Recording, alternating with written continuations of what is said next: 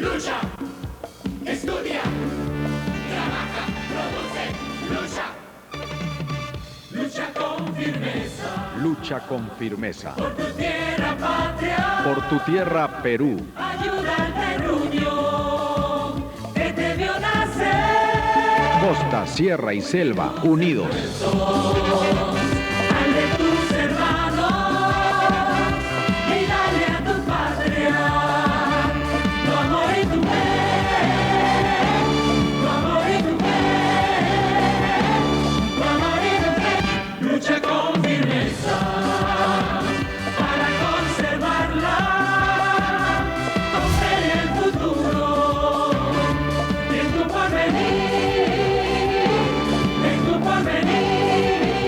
Buenas noches, bienvenidos. Hoy día es 5 de febrero, viernes, para la sonrisa de todos nuestros camarógrafos que están felices. Yanina también. Gracias por acompañarnos. El día de hoy vamos a acercarnos, quién sabe, a un tema que va a incomodar a muchos. Probablemente porque la historia pasa facturas, sobre todo, cuando el paso por la vida nos ha llevado o a sociedades políticas con personajes siniestros de nuestro quehacer nacional. Señor director, presente usted el primer titular para esta noche.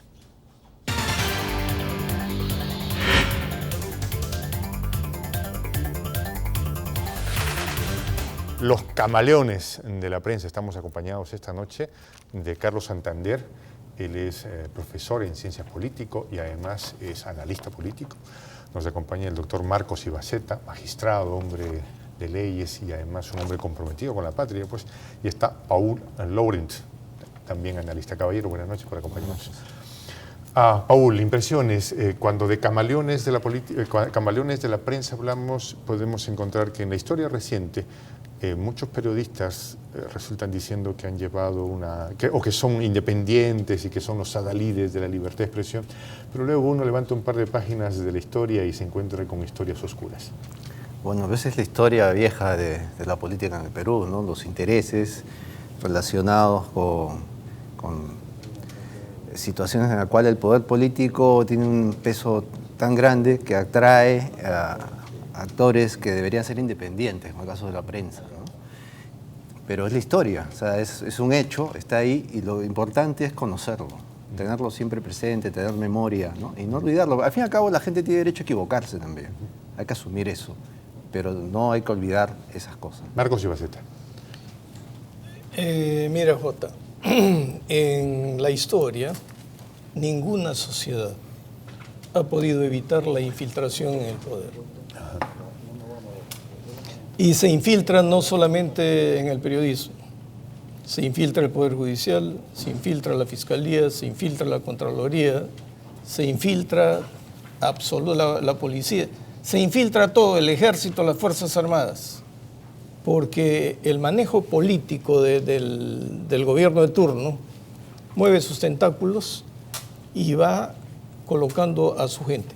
El problema está en que para que el infiltrado tenga más poder, tiene que actuar de modo más radical en el lado contrario al que perteneció para seguir siempre teniendo poder. Esto lo aprendimos en el tema de terrorismo, cuando nuestros soldados y policías se infiltraban y tenían que matar más que todos los terroristas. Carlos Santander.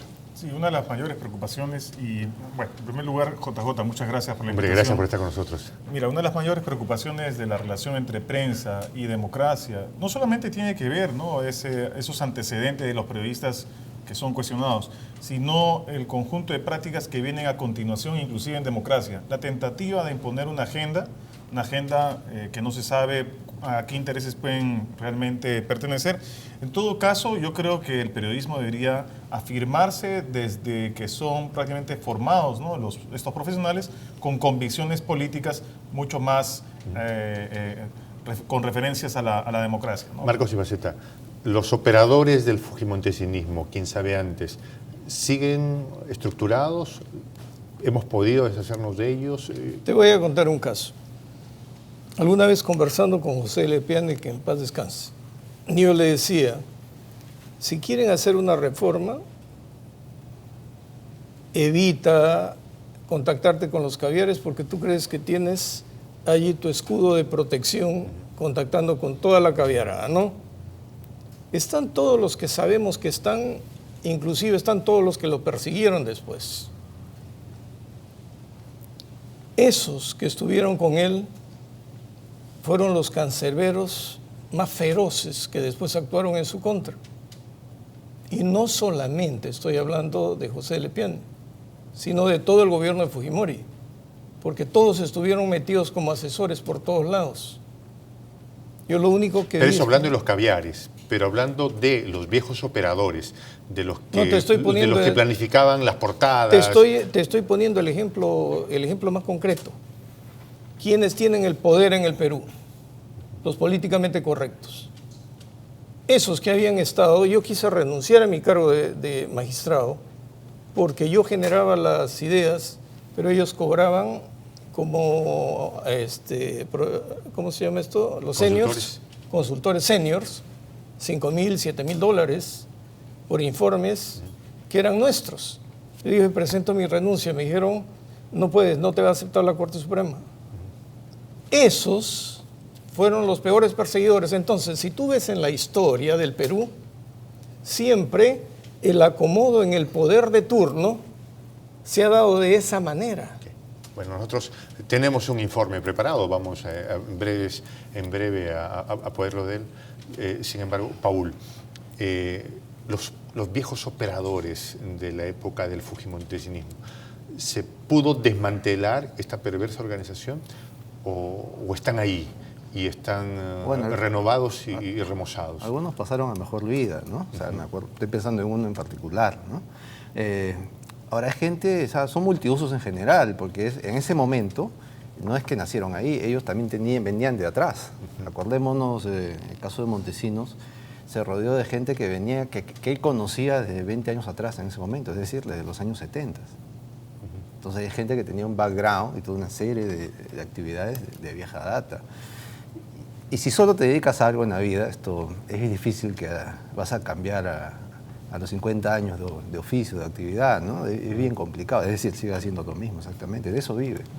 Sí, hay una cuestión que yo creo que es muy importante y tiene que ser colocado, que no solamente existiría algún tipo de responsabilidad contra la democracia de aquellos remanentes, ¿no? Que vienen, ¿no? del régimen autoritario y que ahora están, bueno, operando en los medios de comunicación, sino también que muchos operadores de los medios de comunicación se presentan como neutros, sin embargo, nuevamente, como está haciendo referencia, buscan inducir al electorado a un solo camino por el cual debe transitar, ¿no? La ciudadanía. En todo caso, hay una serie de cuestionamientos, ¿no? Inclusive de los medios de comunicación en la democracia en cuanto a la propia banalización.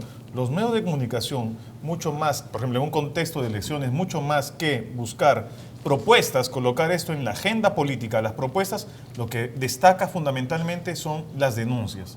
Y lo que se pierde en términos de calidad de democracia es mucho, mucho más que lo que realmente podría beneficiarse al país, ¿no? Pero, si me permites, cuando a mí me hablan de democracia en el Perú, yo siento la democracia, quiero vivirla, pero resulta que no tenemos democracia en el Perú, nunca la hemos tenido.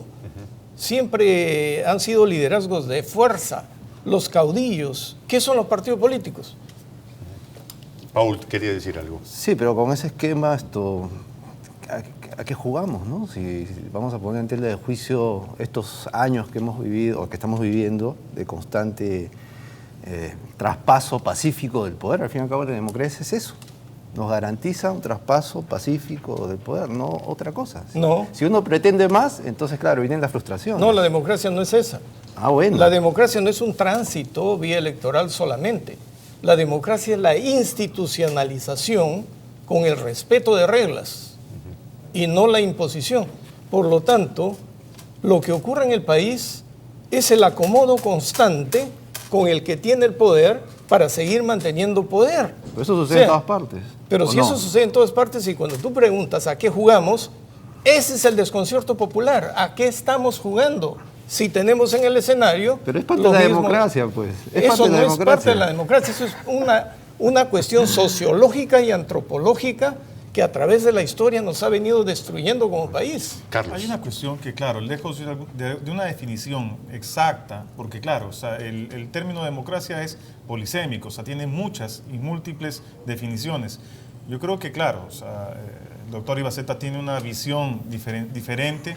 Sin embargo, en la ciencia política se operan con otros conceptos para intentar aproximarse a una realidad que es conocida como democracia.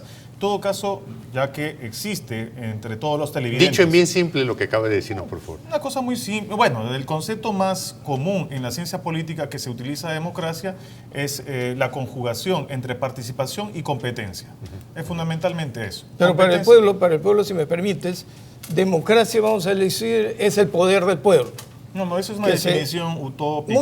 Muy bien, pero el constitucionalismo existe precisamente para limitar el poder popular y que haya reglas de juego claras. Esa es también porque la son las cuestión instituciones. Y en todo este panorama, ¿qué rol juegan los medios de prensa, los comunicadores y la integridad personal de cada uno de ellos? Si me permiten, caballero, nosotros hemos preparado un informe precisamente. Luis Alfonso Moret estuvo avanzando ya en el tema, además. Así que vamos a ver nosotros el informe que habla sobre algunos periodistas, hombres de prensa, mujeres de prensa conocidos, de quién sabe, hay un par de historias que contar. Adelante, por favor. Personajes de la prensa que hoy intentan hacernos creer que son independientes, olvidan su pasado al lado de políticos señalados por corrupción o dictaduras que suprimieron la libertad de expresión. Periodistas con oscuro pasado. Este es Raúl Vargas, una de las voces más características de radioprogramas del Perú, pero lo que pocos recuerdan es que estuvo al servicio de la dictadura velasquista, y no solo eso, ya que fue encargado por la Junta Militar como interventor para confiscar diarios. Rosa María Palacios, pese a sus esfuerzos por presentarse como una voz independiente, no puede negar su pasado fujimorista, como cuando fue parte del equipo de campaña de Hurtado Miller, candidato a la Municipalidad de Lima por el fujimontesinismo, por lo que el mismo Montesinos entregó $334,000, de los cuales 8,000 fueron a parar directamente a las manos de esta periodista.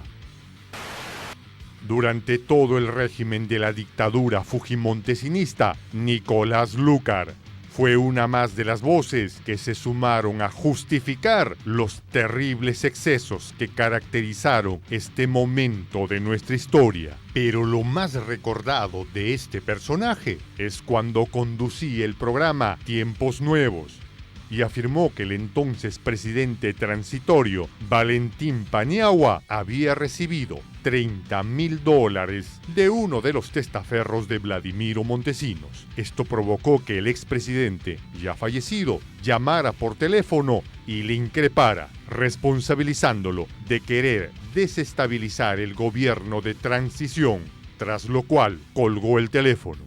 Quedaba claro que seguía siendo un operador del fujimontesinismo.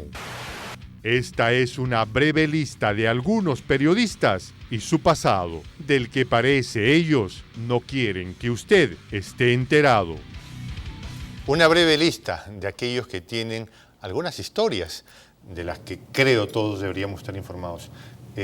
Nicolás Lúcar, por ejemplo, ese triste evento, por llamarlo de alguna manera, en el que dijo el señor Paniagua recibió $30,000 y Paniagua llamó por teléfono, no solo le emplazó, recuerdo incluso que estaba Andrade en esa mesa y le tiró hasta el micrófono y se fue, ¿no? Sí. ¿Qué percibes y qué ves en perspectiva de la historia, Paul?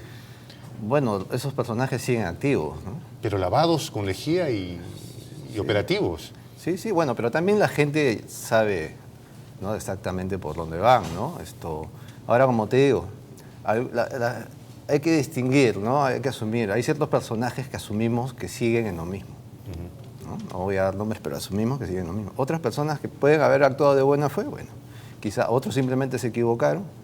Pero a mí me llamó la atención un artículo de hace unos 2 o 3 días de Aldo Mariátegui, que uno podrá tener ciertos reparos con su estilo y demás, pero la cosa ahí era bien puntual, porque transcribía una carta, fragmentos de una carta de la esposa de Hurtado Miller, recordando a la labor de Rosa María Palacios en la campaña de su esposo, ¿no? Y hasta donde sé no hubo respuesta de la señora Palacios. Marcos Ibaceta. Bueno, esas historias son conocidas, pero no difundidas. Ahora, estos personajes ahora son creíbles porque son los líderes de opinión, los que dicen por quién hay que votar, son los que entrevistan a los grandes candidatos. Pero claro, pero si los centramos en ellos solamente, dejamos fuera un montón o metemos a los que no debemos meter dentro del mismo saco. Pero estos son un poco los referentes, los que nos venden como los referentes. Es que lo que ocurre en la vida, pues, JJ, es que un ser humano puede cambiar de idea, puede cambiar de opinión, puede cambiar de intereses. ¿Qué es legítimo? Acuérdate, es legítimo. Es legítimo, tú puedes cambiar y decir mi pasado no me gusta. Es lo mismo que el cristianismo, dice, ¿no? Arrepiéntete y cambia. ¿Qué le dijo Cristo a la mujer que encontró en el pozo y que tenía 5 maridos?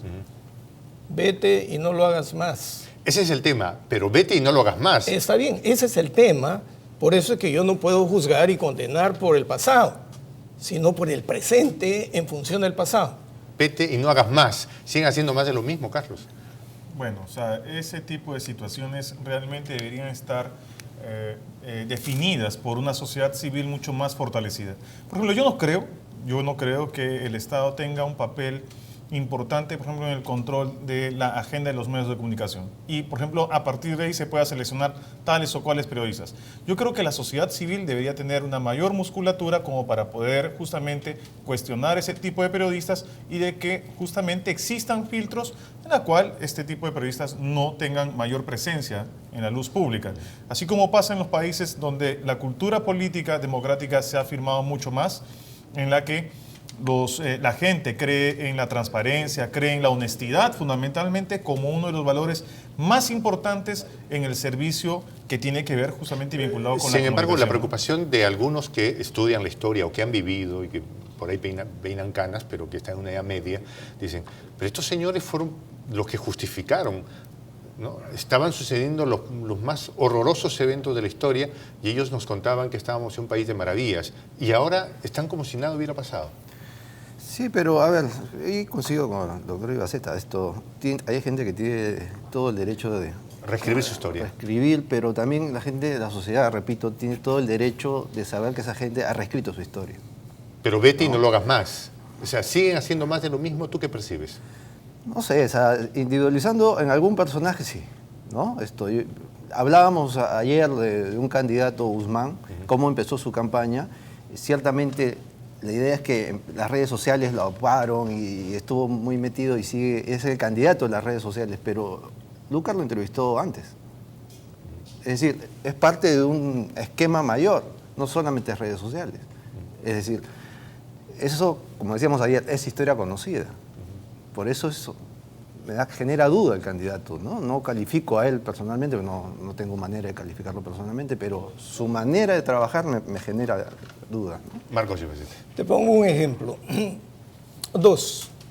Raúl Vargas a mí me merece respeto, por ejemplo, porque se maneja de un modo y otro, puede en algún momento parecernos cuestionable alguna entrevista o no, pero él está en lo suyo y además está en una edad donde ya no lo puedo juzgar, porque creo que él ya está en una edad casi jubilándose.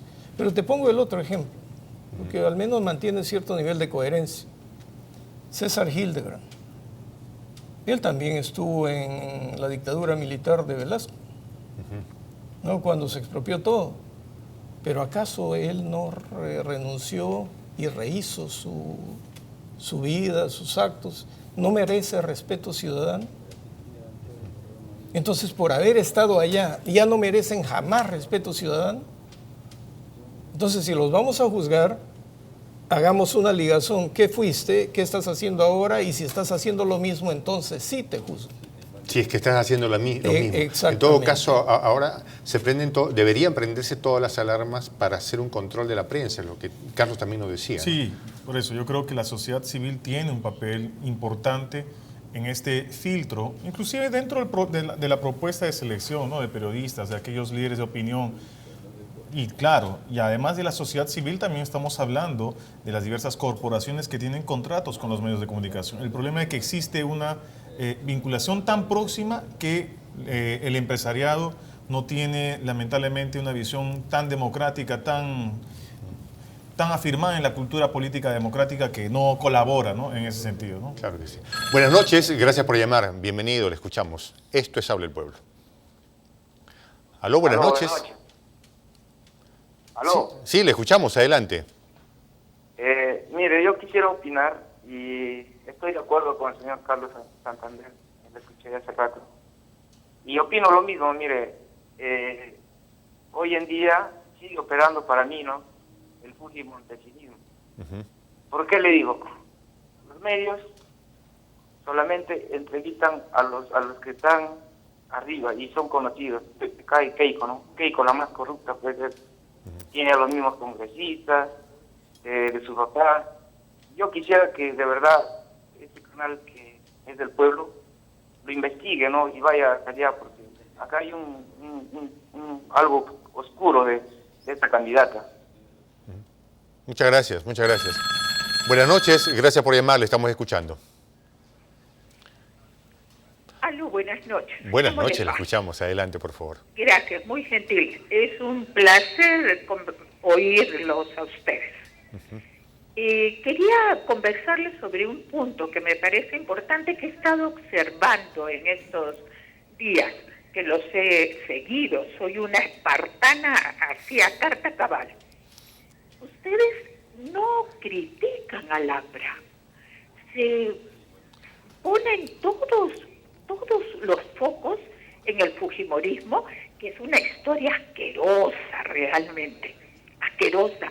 Y le dice una persona que marchó con su familia, con su madre de más de 70 y pico de años y con un hijito chiquito, y marchamos, hicimos 4 suites. El único día que no marchamos fue el 28 de julio, que hubieron esas muertes y todo. Pero del APRA se han olvidado, mis queridos. Y yo me temo que sea por un tema, porque tengo una memoria de elefante. A ver. En una oportunidad, el señor Belmont, muy sinceramente... A ver, yo quisiera un poco redondearle la idea de lo que nos plantea nuestra amiga espartana, si me permite la señora. En realidad, en este espacio hemos dado libertad, y la libertad para que usted pueda expresarse, ¿no?